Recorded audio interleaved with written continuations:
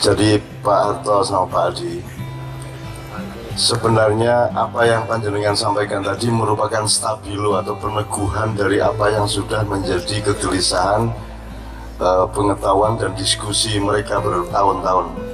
Ya, jadi kita atmosfernya memang seperti itu. Cuman malam ini kita mendapat ketegasan yang ternyata dengan bahasa yang jauh lebih tegas dan sampai tutup apa itu mang, sampai double jaran barang metu mang. Yang kami sendiri sekurang-kurang ajarnya kita sampai selama ini gak sampai tutup silite jaran barang gitu. Jadi itu kebahagiaannya luar biasa bagi kita pada malam hari ini. Tepuk tangan untuk Pak Harto dan Pak Adi.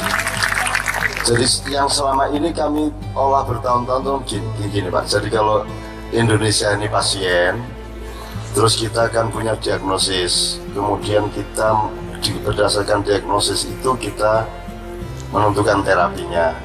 Jadi kita ini sekarang harus mendiskusikan outputnya apa Pak. Karena inputnya ini kita bicarakan bertahun-tahun dan malam hari ini begitu tegas beliau ini menstabilo semua yang selama ini sudah kita diskusikan. Nah, ada solusi atau terapi yang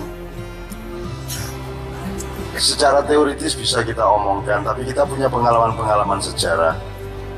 Misalnya 65 itu ternyata juga merupakan efek dari kita hanya pelengkap penderita dari pertarungan Timur Barat pada waktu itu antara Amerika dengan Uni Soviet, karena G30S itu gara-gara Bung Karno tidak menyetujui pengambilan Freeport yang disetujui oleh John F. Kennedy. Kemudian John F. Kennedy presiden Amerika dibunuh di Dallas, ditembak, dan itu berarti Bung Karno berada dalam ancaman. Dan itu konstelasi di Amerika seperti itu, presidennya sendiri dibunuh karena kompak sama Bung Karno untuk berdemokrasi sejati. Sedangkan mereka kan pura-pura demokrasi dan ingin merampok kekayaan negara-negara kaya, negara-negara berkembang. Jadi kita belajar dari 65 tidak bisa juga karena ada ketergantungan terhadap konstelasi global. Kita mau belajar dari 98 juga ada kegamangan internasional dan ada keraguan nasional. Saya menyebutnya gitu. Internasionalnya karena saya dari dulu mengatakan mohon mahasiswa jangan merasa pernah menurunkan Soeharto, karena Pak Harto itu bukan diturunkan, Pak Harto itu mau turun, Pak Harto itu mau lengser, dan itu ada beberapa sebab yang pernah saya ceritakan.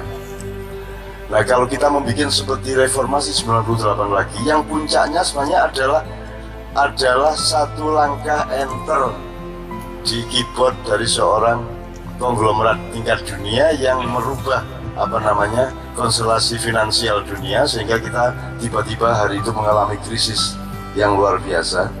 Dolar naik sampai 15-16 ribu pada waktu itu. Artinya semua yang kita lakukan selama reformasi itu bisa dianggap jasa juga, tapi sebenarnya juga tidak jasa-jasa amat. Dan saya sendiri menilai apa yang saya lakukan bersama tim 5 orang untuk meminta Pak Harto mundur itu juga kadang-kadang saya ragukan sendiri. Sebenarnya kayaknya cocoknya Pak Harto jangan mundur gitu loh. Karena Pak Harto itu dibilang harus turun tuh ketika Indonesia sudah akan menjadi macan Asia tapi pakai peci. Kan begitu. Kalau istilah saya. Jadi Pak Harto itu mengalami konversi dari orang Jawa, Islam Jawa. Jadi orang Islam tapi bobotnya itu kejawen. Mulai 85 ke atas, Pak Harto mulai berpikir untuk terbalik menjadi orang Islam, menjadi orang Jawa yang Islam. Maka kemudian terjadi konstelasi otoritas di TNI sendiri yang Pak Harto merubah dari ABRI merah putih bergeser menjadi ABRI hijau, sampai beliau secara sipil di samping pelanggan Golkar, beliau juga menghimpun kekuatan Islam melalui pendirian Ikatan Cendekiawan Muslim Indonesia di Unipro Malang.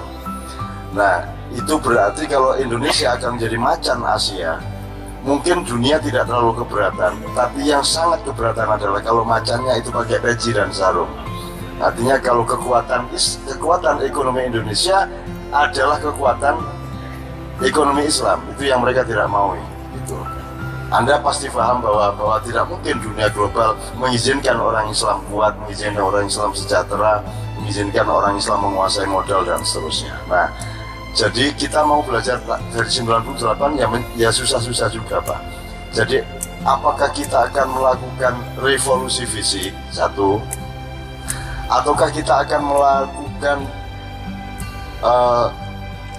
perubahan berdasarkan mekanisme demokrasi yang ada sekarang, yang itu mustahil terjadi karena semua yang memegangnya stakeholders demokrasi di Jakarta adalah orang yang sangat menikmati kesalahan ini, orang yang sangat menikmati hancurnya konstitusi 45 itu, orang yang menikmati perubahan-perubahan aturan dan undang-undang, orang yang sangat senang bisa kenduri, bisa bancaan justru karena hukum yang tidak jelas dan konstitusi yang salah konstruksi itu.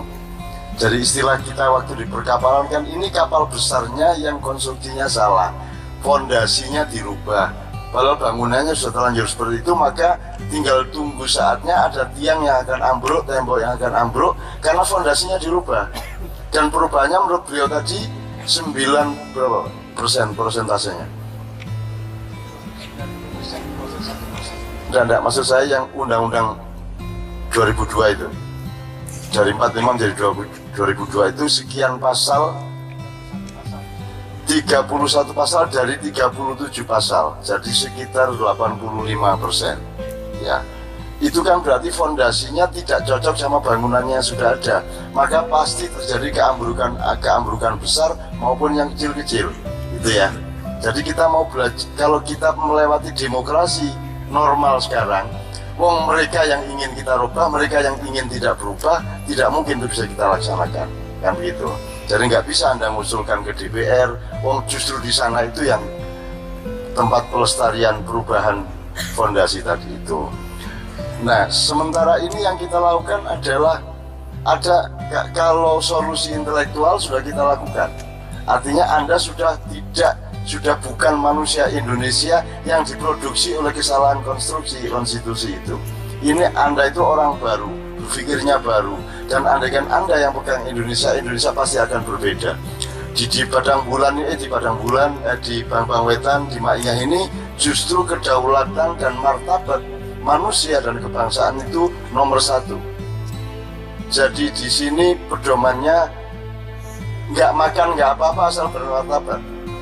Artinya nggak ada nasi nggak apa-apa asal masih pakai celana gitu. Sementara di Jakarta nggak apa-apa melorot celananya gondal-gandul asal makan, kan gitu. Jadi di sini anutannya sangat jelas, dan sementara ini saya mengandalkan Anda pasti untuk jangka yang agak panjang, tidak mungkin hari ini. Nah, yang ingin saya tanyakan adalah jalan keluar yang dua yang belum saya sebut. Pertama, sebenarnya kita merindukan TNI, merindukan bapak-bapak prajurit sejati Republik Indonesia ini untuk di banyak negara. Saya kira situasi seperti ini akan dihandle oleh tentara, tapi di Indonesia tidak bisa itu dihandle karena banyak sekali kendala TNI. Karena TNI kan pernah diembargo sampai 21 tahun kalau tidak salah, dan seterusnya. Meskipun tetap hebat, TNI kita tetap hebat sampai hari ini, tetapi kita tidak punya mohon maaf, tidak punya dedengkot di atas yang kira-kira punya nyali seperti di Korea Selatan tahun 81, 82 dan seterusnya. Jadi sementara ini jalan keluar kepada TNI itu saya mohon jawab, kira-kira bisa nggak kita harapkan. Nah, jalan keluar yang lain yang selama ini kita yakini adalah jalan keluar spiritual. Sambil membangun kaderisasi seperti ini, jalan keluar spiritual yang saya maksudkan itu adalah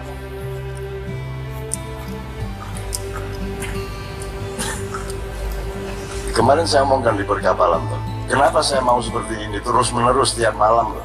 Tiap malam, besok malam saya di Salatiga. Terus menerus seperti ini. Tidak ada harapannya apa-apa, tidak ada pencapaian apa-apa. Apa itu agendanya MH itu kan gitu kan? Mubang gak jelas. Ya toh, berontak yoga kan gitu. Sugih yoga. Tambah gak nyambut gawe arek-arek itu. Jamahian tok. Ngono pokoke dilolokno aku. Saya bilang rumusnya sederhana dan singkat saya katakan. Sepakat, saya tanya Pak Muzamil, kenapa setelah Rasulullah SAW tidak ada azab Allah? Karena kita ini kan kita kan minta sama Allah buat dikasih hidayah di bangsa Indonesia. Nah, hidayah itu bentuknya bisa petunjuk, bentuknya bisa hukuman. Nah, setelah Rasulullah, kata Pak Muzamil, karena rahmatnya Allah dan cintanya Allah kepada Rasulullah SAW, maka Allah menunda hukuman pada zaman sesudah Nabi Muhammad. Yang dulu Allah kontan, waktu Nabi Nuh kontan, Nabi Hud kontan, Nabi Lut, Nabi Soleh, Nabi Ibrahim kontan, Allah ngasih balasan. Kenapa sekarang tidak? Kalau memang karena rahmat Allah, kenapa orang yang baik-baik tidak ditolong? Kalaupun orang-orang yang zalim tidak diadab, tidak dihukum, minimum orang-orang yang baik ini ditolong. Ditolong juga sih, sehari-hari kita ditolong oleh Allah, dan Anda membuktikan sendiri bagaimana Anda survive ya karena pertolongan Allah juga. Tapi maksud saya pertolongan agak sifatnya masif nasional. Jadi wa nuridu an namunna 'alal ladzina stud'ifu fil ard wa naj'aluhum a'immah wa naj'aluhum warithin. Dan aku, kata Allah, berkehendak untuk menolong atau membangkitkan orang-orang yang ditindas di muka bumi, dan aku akan pergilirkan mereka untuk menjadi pemimpin yang baru dan akan menjadi pewaris dari kekuasaan dan kasih sayangku. Kira-kira seperti itu. Nah, itu kan masalahnya kan nggih, kula percaya bisa, tapi kapan niku kinten-kinten lah ngono. Niku pun angger tangi turu lho, durung. Tangi turu durung meneh. Durung ae.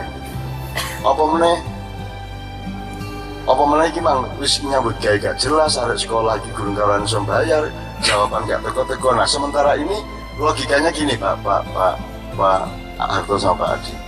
Kenapa saya mau seperti ini? Terus menerus. Dan ini tidak bisa berhenti loh Mas ini.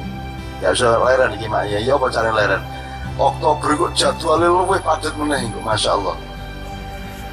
Sehingga saya harus ekstra sehat. Saya harus dirahmati Allah untuk tidak ngantuk, untuk tidak menguap, gitu ya, untuk tidak geringgingen, ya, untuk tidak ya apa meneh kudu ngono iku. Nah, rumusnya gini Pak Harto. Anak-anak saya kasih tahu, Allah itu kalau Anda semua beribadah, seluruh dunia taat, sujud semua, masuk Islam semua, itu Allah badi apa enggak? Allah beruntung apa tidak? Tidak. Kalau semua hambanya ini kufur semua, zalim semua, ngaco semua, mursal kabeh, banggel kabeh, Allah rugi enggak? Enggak. Jadi Allah tidak bisa engkau gembirakan dan tidak bisa engkau susahkan, kan begitu? Tapi kenapa Allah marah ketika Nabi Nuh? Jawabannya sederhana, karena yang disakiti oleh kezaliman manusia adalah kekasihnya Allah, yaitu Nuh alaihissalam, Hud alaihissalam, Soleh alaihissalam, Muhammad alaihissalam, Ibrahim alaihissalam, Musa alaihissalam. Maka dibelain. Jadi gampangnya gini Pak, kalau kita dihina orang kita marahnya 5 volt gitu ya. Tapi kalau istri kita yang dihina orang, menurut Pak Muzamil 45 volt. Caro, jawabannya ya, Pak. Kalau diri kita yang dihina orang kita masih marahnya dikit, tapi kalau istri kita dihina orang, caro, kan begitu kan? Itu saya tanya persentase, jawabnya caro, ya, artinya Allah itu kalau engkau menyakitinya, Allah belum tentu marah karena dia tidak kerasa apa-apa. Tapi kalau kekasihnya Allah engkau sakiti, maka Allah akan membalas orang yang menyakiti itu. Masalahnya sekarang ini, siapa yang dicintai Allah di Indonesia? Kan begitu. Siapa yang dicintai Allah di Indonesia yang bisa membuat Allah marah dan tersinggung kalau lautan sebegini luas malah impor garam? Dan Allah marah mestinya, tapi kok nggak marah-marah itu. Nah, yang saya lakukan adalah koyok wong ngarit nggak didik, suka didik, set.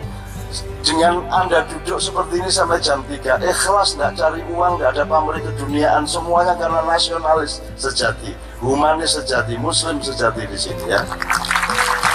Perhitungan saya pasti ini meningkatkan cinta Allah kepada Anda. Dan nanti dan ini berlangsung di seluruh Indonesia yang saya datangi, saya menambah jumlah orang yang dicintai Allah, ya. Dan nanti akan sampai ke tingkat di mana Anda benar-benar resmi menjadi kekasih Allah.